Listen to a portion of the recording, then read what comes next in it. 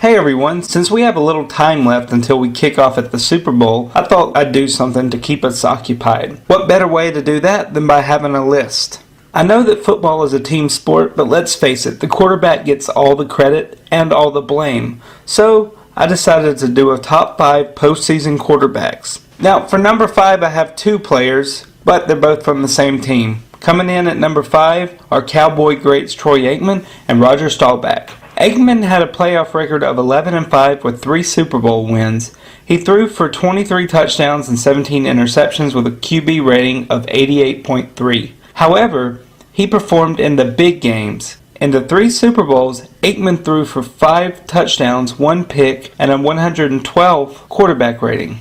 Roger Staubach had a playoff record of 12-6. He threw for 24 TDs, 19 interceptions with a 76 rating. He went to 4 Super Bowls and won 2.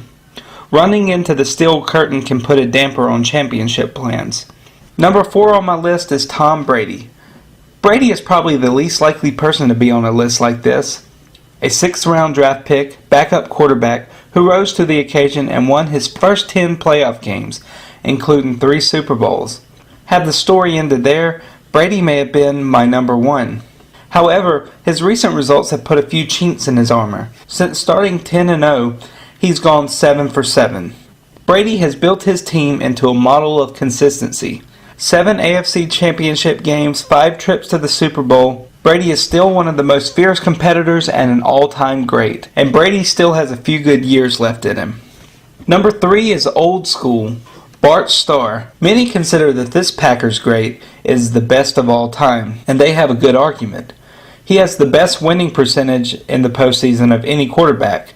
He's 9-1. He's won 5 championships. 3 of his championships predate the Super Bowl, so he only has 2 Super Bowl wins. Starr was the MVP of both Super Bowls. His playoff stats, 15 touchdowns, 3 interceptions with a 104.8 QB rating.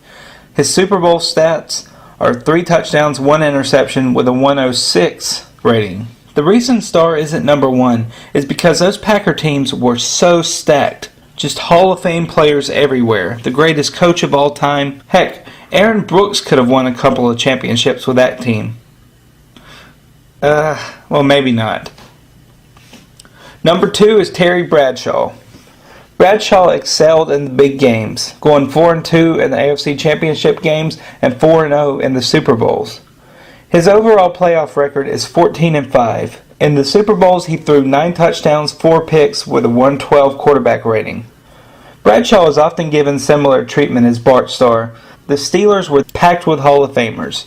Still, Bradshaw is the ultimate game manager, and his 4 Super Bowl rings are in a league of their own. Almost. My number 1 pick is almost everyone's number 1 pick, the only other quarterback with 4 Super Bowl rings, Joe Montana.